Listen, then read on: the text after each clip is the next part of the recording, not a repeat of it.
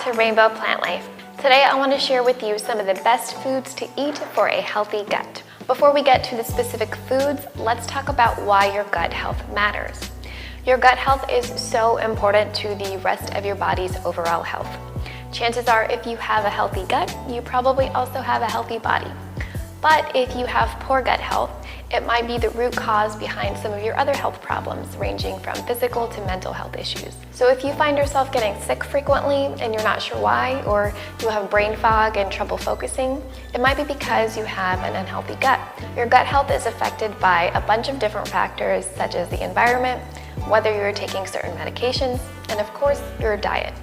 And because it can be hard to control external factors like the environment, the easiest way to heal your gut is to heal your diet. When it comes to diet, there are two main things I want to talk about. The first one is probiotics. You might have heard of probiotics before. They are the healthy gut bacteria that live in your gut microbiome. And foods that are rich in probiotics tend to be fermented foods. And a food is fermented usually by leaving it out on the counter for a long enough period of time that it's exposed to bacteria and yeast. Of course, you can't ferment every single kind of food. For instance, you can't just leave a chicken out on your counter and hope that after 10 days it'll be fermented and good for you. It'll give you salmonella, so don't try it. On the other hand, you can ferment lots of vegetables, and that's why it's great for a vegan diet. The second part of your diet that I want to talk about is fiber. And dietary fiber acts as a food for those probiotics, enabling them to grow. And the reason you want the healthy gut bacteria to grow is because the more you have and the more diverse your bacteria is, the healthier your gut, which means you're less likely to have chronic illnesses and inflammation. And you'll find dietary fiber in fruits, vegetables, whole grains, legumes, nuts, seeds. So basically, if you're eating a vegan diet, particularly a whole foods-based vegan diet, you're gonna have no problem getting enough fiber. So now that we've talked about probiotics, let's talk about foods that contain probiotics. Of course, you can take a probiotic supplement, but they can be really expensive, particularly the higher end brands. So if you want to heal your gut through food only and save some money, here are some great plant-based foods that are full of probiotics. A really rich source of probiotics is sauerkraut, which is simply fermented cabbage. You might have had sauerkraut on a burger or hot dog before, and my favorite way is actually to pair it with a kale salad and some creamy salad dressing and a bunch of nuts and seeds. The combination of textures and flavors is really delicious. The next food on our healthy gut list is kimchi. It's salted and fermented cabbage, usually Napa cabbage and Korean radishes, and it's then flavored with chili powder and a bunch of other seasonings.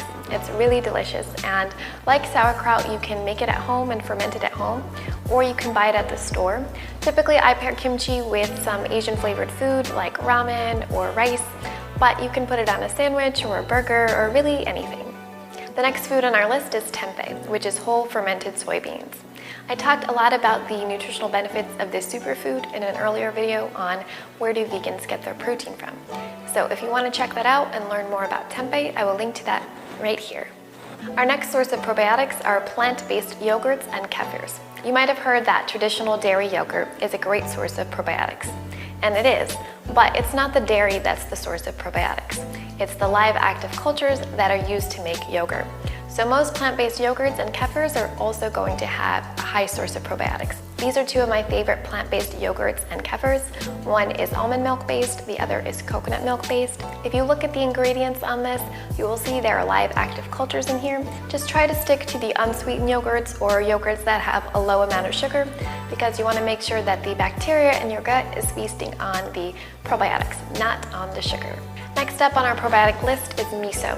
Miso is a traditional Japanese condiment, and it's made of fermented soybeans. Of course, you put miso in miso soup, which are served at Japanese restaurants, but I also like to put miso in salad dressings, marinades, and sauces. I actually put a little bit of miso in my vegan cheese sauce because it adds that extra umami flavor.